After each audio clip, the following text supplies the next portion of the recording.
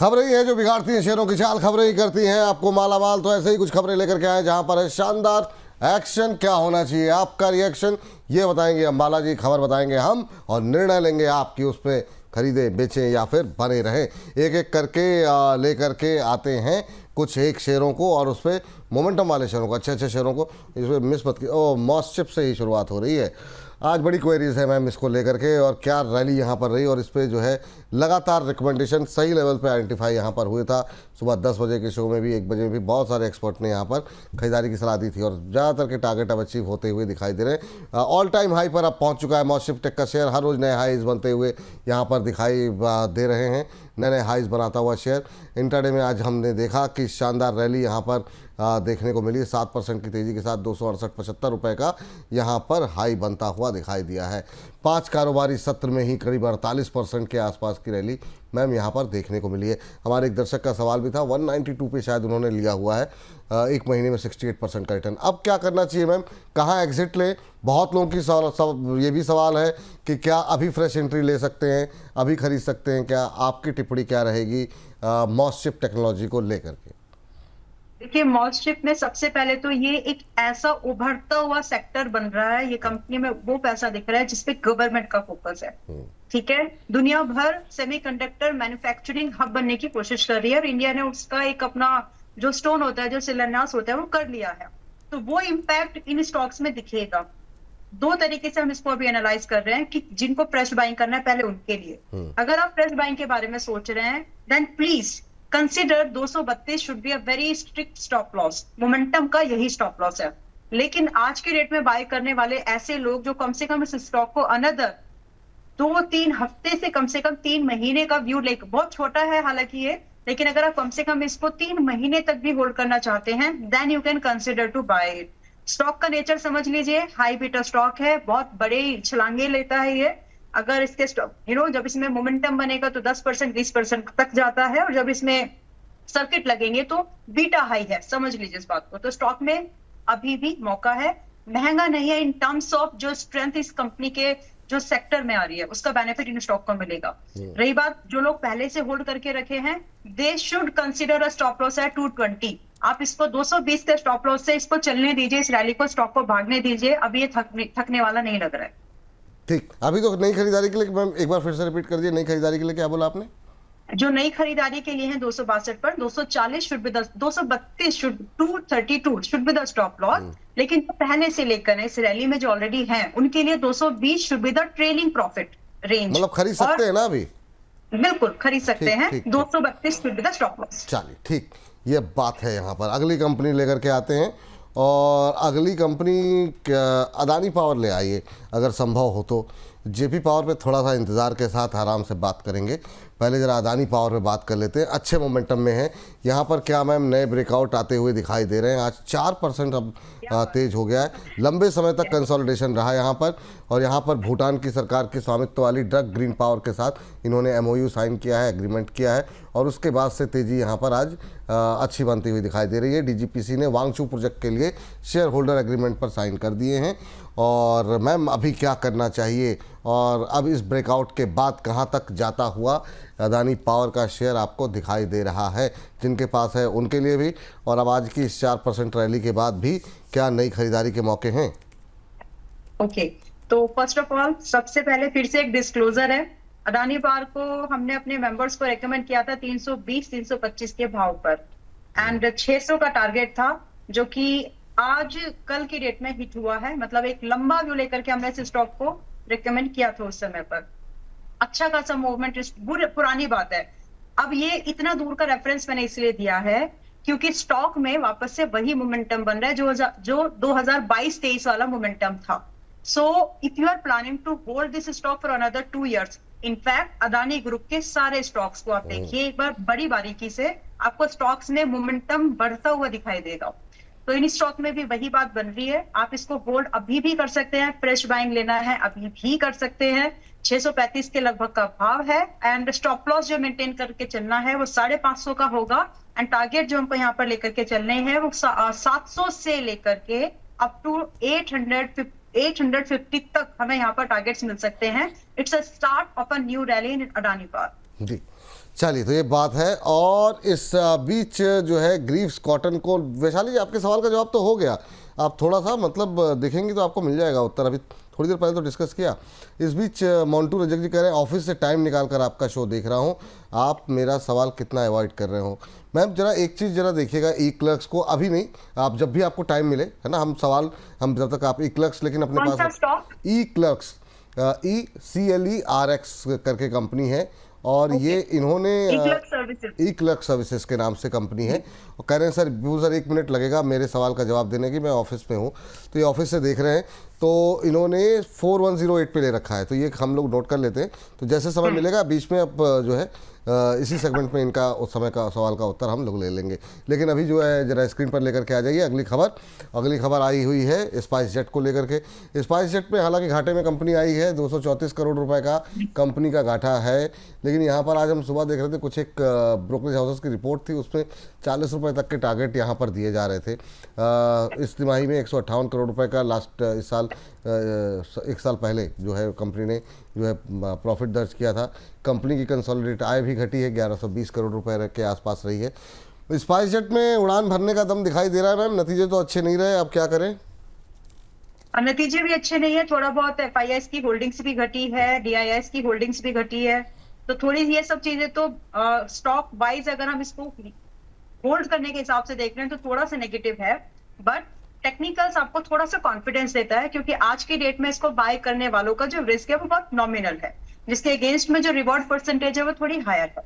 सो 33.5 के भाव पर ये भी चल रहा है। मेरे जब मैं इसको देख रही हूँ 33.50 के पास में है। स्टॉक में मुझे आते हुए टारगेट दिखते हैं 37.5 से लेकर के अप टू 42 तक।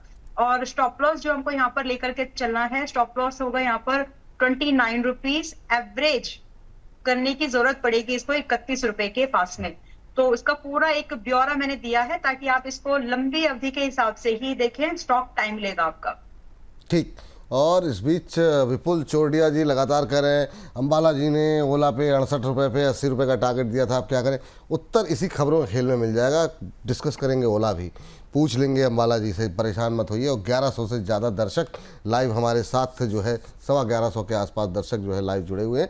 तो फटाफट अगली कंपनी लेकर के आइए और देखते हैं यहाँ पर क्या कुछ खबरें हैं, क्योंकि फटाफट अभी 2 कंपनियां महत्वपूर्ण डिस्कस करनी है, पहले उसको डिस्कस करेंगे, उसके बाद आगे बढ़ेंगे। NTPC ग्रीन, मैम ग्रीन यहाँ पर जो है तूतीकोरिन बंदरगाह पे नई फैसिलिटी के लिए VOC पोर्ट अथॉरिटी के साथ इन्होंने नया करार किया है। चल नहीं रहा शेयर, लेकिन बहुत कुछ खबरें आ रही हैं। Green hydrogen fuel station, hydrogen based mobility solution स्थापित करेगी कंपनी।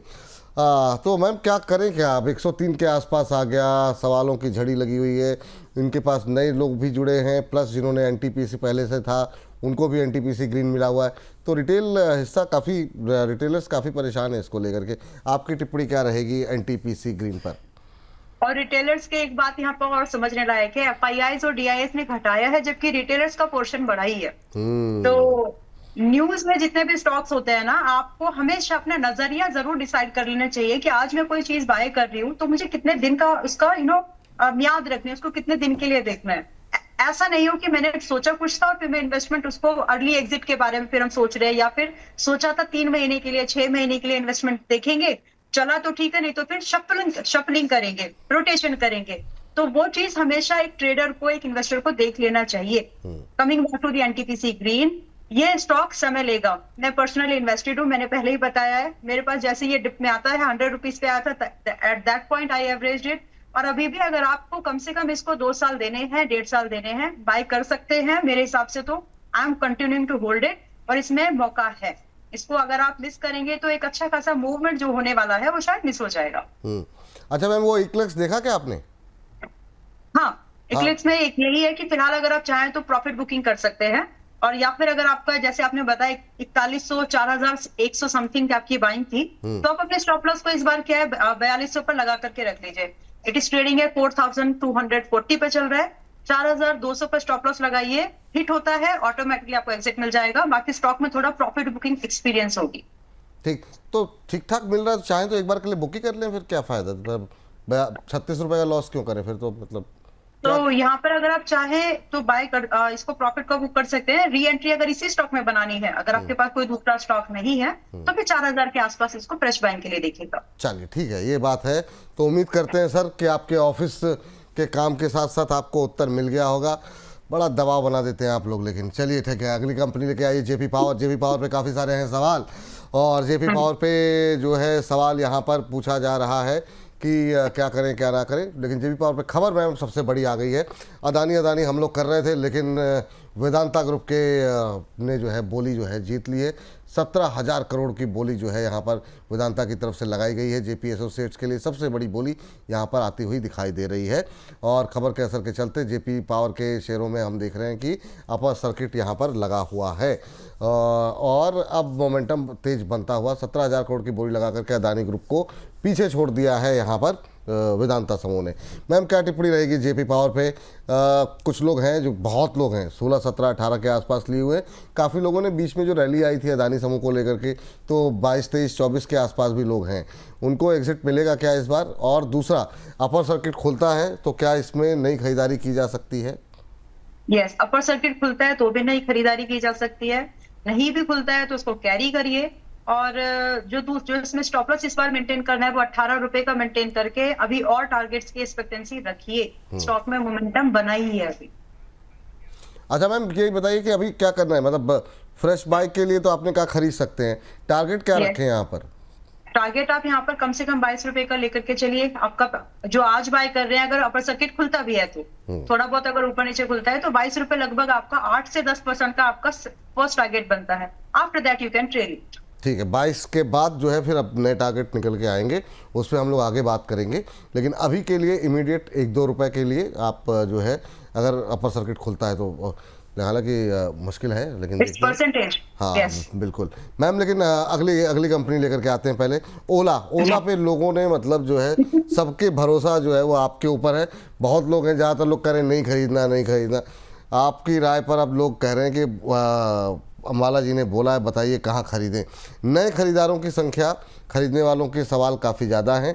ये फिर से रिकवरी आई है 61-62 के आसपास, क्या अभी भी बाय कर सकते हैं? आज एक रिपोर्ट भी आई मैम, सुबह जेफरीज की थी, किसकी थी मुझे ध्यान नहीं आ रहा, पर 72 के टारगेट थे वहाँ पे। तो अभी फ्रेश एंट्री के लिए क्या सलाह है आपकी? वेट करिए 57-58 इसी रेंज पर खरीदेंगे तो आपका रिस्क कम होगा। देखिए ये स्टॉक 50-60 का लग रहा है, लेकिन जब आप इसमें स्टॉप लॉस कैलकुलेट करेंगे तो स्टॉप लॉस बड़े होते हैं। तो वेट करो सही भाव का। अगर स्टॉक में मोमेंटम है और अच्छा खासा मूव होने के बाद सांस लेगा। आप भी जब रन करते हैं तो एक ब्रीथ करते हैं ना, अगर आप एक बहुत फास्ट जॉग रनिंग कर रहे हैं तो उसके बाद आप सांस लेंगे, वैसे ही स्टॉक्स में भी होता है। तो ये थोड़ा सा सांस लेगा, उस सांस लेने वाले समय में आप उसके साथ जुड़ जाइए, देन साथ में जॉगिंग करिए। So wait for a time. 57-58 is a good buy मेरे हिसाब से। स्टॉप लॉस वही रहेगा 54 का स्टॉप लॉस मेंटेन करके वेट फॉर द टारगेट 70-80। ओफ, तो यहाँ पर जो लोग खरीदने वाले थे उनको लगा था कहीं से कुछ पॉजिटिव मिल जाए तो मतलब खरीद लें, तो आपने भी लोगों को थोड़ा सा वो कर दिया कि चलो अभी रुक जाओ, अभी 2-4 रुपए और नीचे आ जाए उसके बाद खरीदारी करनी है। 57-58 की रेंज वही है, उसी रेंज में खरीदने से इट्स अ गुड पिक। ठीक है मैम। BHEL पे जरा एक टिप्पणी फटाफट कर लेते हैं। यहाँ पे खबर ये आई कि hydrogen fuel cell based rolling stock develop करेगी कंपनी।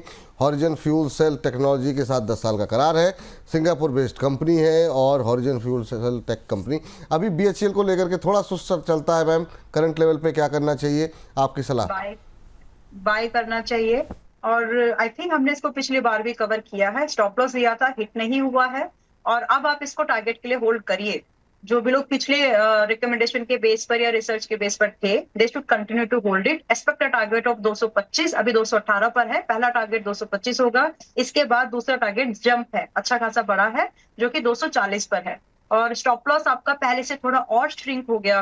अभी स्टॉप लॉस रहेगा 210 का। तो कंटिन्यू टू होल्ड करिए। फ्रेश बाइंग भी ले सकते हैं, तो इन्हीं टारगेट्स एंड स्टॉप लॉस के साथ में किया जा सकता है।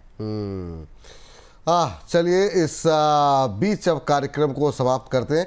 राजेंद्र जी की बड़ी अच्छी टिप्पणी आई है, लेकिन आपका सवाल नहीं ले पाएंगे, सॉरी सर, लेकिन आपकी पढ़ लेते हैं। करण विपुल जी नमस्कार, अम्बाला मैडम नमस्कार। निर्माण अग्री जेनेटिक जेनेटिक कंपनी खरीद लें क्या? मेरा सवाल नहीं भी लिया तो मैं नाराज नहीं होऊंगा, क्योंकि मैं ऑफिस में नहीं खेत में बैठा हूँ। वाह, तो ये खेत में बैठ करके सवाल कर रहे हैं। प्रभु आप लोग कहाँ कहाँ से सवाल कर रहे हैं। मैम थैंक यू, शुक्रिया, धन्यवाद आपका आज की इस चर्चा में जुड़ने के लिए। कोई डिस्क्लोजर? जो स्टॉक्स मेरे पास थे वो मैंने बताए हैं। मेंबर्स के पास भी स्टॉक क्लैश हो सकते हैं because we also have a research services जिसके बेस पर रिकमेंडेशंस ओपन भी रहती है। तो जो थी वो जो मुझे याद है वो मैंने बता दिया, बाकी और भी हो सकती है। बाकी अदर देन दैट जो स्टॉक मेरे पोर्टफोलियो में थे personally I have highlighted in between the show. चलिए मैम, चलते चलते हमारी जो पैनल प्रोड्यूसर साहब हैं राजीव जी, उनकी तरफ से एक फरमाइश आई है इलेक्ट्रॉनिक स्मार्ट इंडिया पे कहने जाते जाते पूछ लीजिए फ्रेश बाई कर सकते हैं क्या? अभी थोड़ी देर पहले काफ़ी अच्छी बाइंग आई है, अभी उन्हीं लेवल्स के आसपास ट्रेड करता हुआ 155 के आसपास। क्या टिप्पणी रहेगी मैम जाते जाते? लास्ट कमेंट है ये। EMIL ji ma'am, continue to hold, yes आप इसको बिल्कुल होल्ड कर सकते हैं। अच्छा मोमेंटम बन रहा है, छोटा सा स्टॉप लॉस है, टारगेट बड़े हैं। सो जिनको 155 के पास में लेना है वो ले सकते हैं। स्टॉप लॉस होगा 135, परसेंटेज वाइज डेफिनेटली ज्यादा है बट उसके अगेंस्ट में टारगेट भी वैसे ही है। टारगेट स्टार्ट होते हैं 175 ऑनवर्ड्स, तो अच्छा गेम बन सकता है यहाँ पर। चलिए ठीक है, बिल्कुल कर सकते हैं। एक हमारे दर्शक एक और टिप्पणी आई बड़ी इंटरेस्टिंग मैम जाते जाते करें। एक क्वेश्चन है फ्लैट बेस या कप विद हैंडल कौन सा ब्रेकआउट ज़्यादा अच्छा होता है? कौन ज़्यादा हाई रिटर्न देगा? कप एंड हैंडल पैटर्न और फ्लैट बेस करके इन्होंने कोई पैटर्न। कप एंड हैंडल, क्योंकि वो कप एंड हैंडल में बहुत लंबे समय का एक्यूमुलेशन चलता है। एक स्टॉक में अगर एक बड़ी एक्यूमुलेशन चल रही है, धीरे धीरे वहां पर स्टॉक गिर नहीं रहा है, तो वहीं पर ये पैटर्न बनता है और ज्यादातर उसमें लंबी रैली लो रिस्क पर बनती है। चलिए तो फिलहाल के लिए मैम थैंक यू, धन्यवाद आपका आज की चर्चा में जुड़ने के लिए। मोन्टू रिजेक्ट करें, बहुत बहुत मेहरबानी आपकी। मैं 10 बजे भी लाइव रहता हूँ प्रतिदिन। आपके चैनल के सुझाव मुझे ऋतु श्रीवास्तव जी से मिला, आज सवाल लिया आपने, उसके लिए धन्यवाद। और चलिए मैम आप ज़्यादा लोगों को और रिकमेंड कीजिए और ज़्यादा लोग जुड़िए। आपके नाम से भले सवाल ना लिया जाए पर कोशिश करेंगे आपके स्टॉक्स पर हम बातचीत जरूर करें।